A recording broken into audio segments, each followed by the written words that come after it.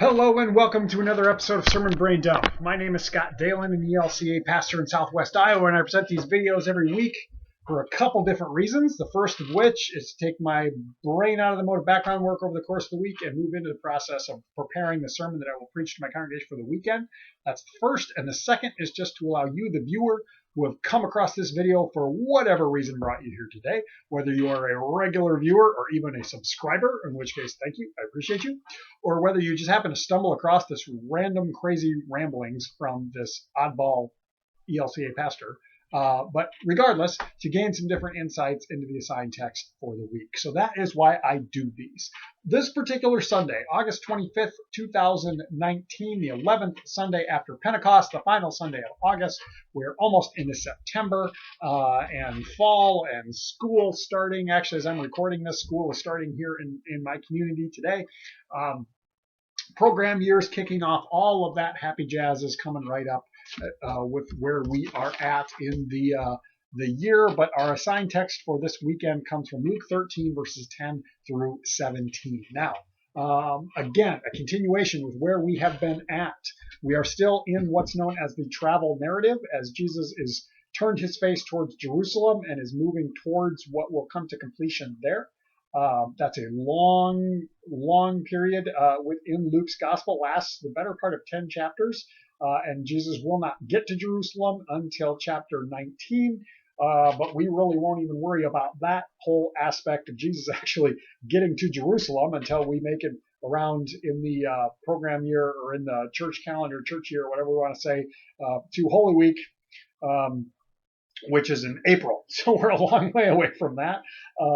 And yet that's kind of the midst of where we are now. This particular passage is not so much Jesus traveling, but there is still the intentionality of his work, his ministry, the interactions that he's having that reveal the presence of the kingdom in our midst, the kingdom of heaven or the kingdom of God, this new reality that God is bringing into fruition, or into reality, or whatever we want to say, through the Jesus event, as we like to call it, the presence of Jesus in his life, death, and resurrection here in our physical reality. And this is a healing narrative, and where Jesus heals a woman, and it's one of those where we find Jesus healing on the Sabbath and the tension that causes because of it. This is not a unique situation within the Gospels. There are several different stories of Jesus healing on the Sabbath. Luke features like 5 of them. And so it's kind of a very common thing when Jesus is criticized for performing the work of healing on the Sabbath, although this particular story is unique to Luke's Gospel. The other Gospels don't feature this particular story. Excuse me. That being said, let's go ahead and jump on in, and then we'll talk some about it. So this is Luke 13, verses 10 through 17. Now Jesus was teaching in one of the synagogues on the Sabbath. And just then there appeared a woman with a spirit that had crippled her for 18 years. She was bent over and was quite unable to stand up straight. When Jesus saw her, he called her over and said, "Woman, you are set free from your ailment." When he laid his hands on her, immediately she stood up straight and began praising God. But the leader of the synagogue, indignant because Jesus had cured on the Sabbath, kept saying to the crowd, "There are 6 days on which work ought to be done. Come on those days and be cured, and not on the Sabbath day." But the Lord answered him and said, "You hypocrites, does not each of you on the Sabbath untie his ox or donkey from the manger and lead it away to give it water? Ought not this woman, a daughter of Abraham, whom Satan has bound for 18 long years, be set free from her bondage on the Sabbath day?" When he said this, all of his opponents were put to shame, and the entire crowd was rejoicing at all the wonderful things he was doing. Okay, so that's the passage. What's going on here? So there's some interesting things to know. Now, Jesus is in the synagogue. He's teaching as a traveling rabbi often did. We don't know where. We don't know the setting of this particular synagogue or what community he's in. But as is his custom, on the Sabbath day, he's in the synagogue and teaching. And in comes this woman who, for the better part of 2 decades, it's been her reality that she's got this. It's in the translation, it's called a spirit of weakness. And there's some ambiguity. Does that mean like she's possessed by a spirit, specifically like an unclean spirit or a demon? Sometimes we'll hear it called, or is it just that that she has this sense of weakness that does not allow her to stand up straight? There's some ambiguity there. Personally, I kind of think it's the latter, just based on the translation, that it's not that she's so much possessed as she has this ailment, this inability to stand up straight. We don't know exactly how that manifests.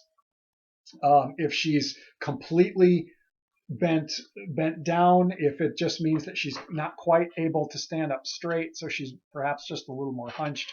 But our imagination perhaps kind of fills in, and I have the sense that that she's mostly bent down, almost like she's bowing, and unable to straighten up. Maybe there was some issue with her spine or something. We don't exactly know.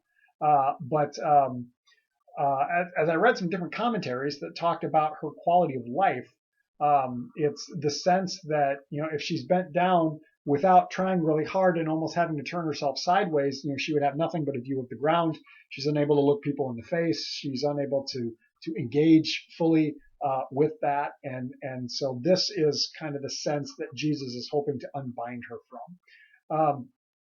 That being said, I want to just kind of offer a caveat. This is one thing that I read about that I want to be cognizant of, that that this is not to say that a life of fullness or life of wholeness is available to the woman because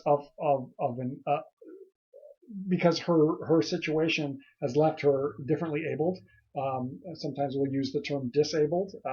There's both of those terms apply. Which is to say that a person who lacks normal mobility or the ability to stand up straight, that they are somehow less because of that physical situation that is part of their reality. But whatever is going on here, Jesus takes action. And the woman, we hear that when she is able to stand up straight, that she begins to praise God. That her existence, her life, her reality has been changed because of this encounter with Jesus. But the interesting thing is she doesn't ask for it. She doesn't come looking for healing. She's just coming to the synagogue, which seems to be her norm. It's been almost 20 years that this has been her reality. And that's perhaps what sparks the leader of the synagogue to be so cranky when he starts talking about, there are 6 days to come and be healed, so don't come on the Sabbath day for it. Well, she didn't come looking for healing. Jesus just kind of acted. God just kind of showed up without invitation, maybe you want to say, or without seeking it for her. And yet it's interesting because that's who the opponent of Jesus criticizes. Jesus is not criticized here.